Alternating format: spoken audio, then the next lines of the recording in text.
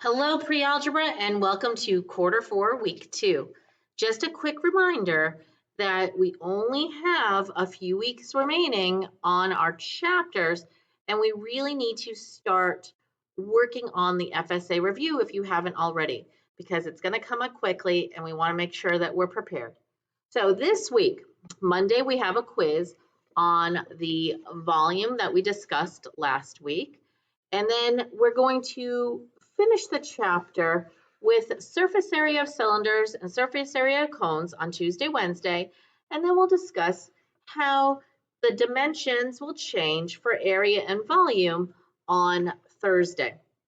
There is a quiz, there's a test the following Tuesday, April 6th. So stay on top of your lessons, study every day, continue to work on your FSA review, and have a successful rest of Chapter 8.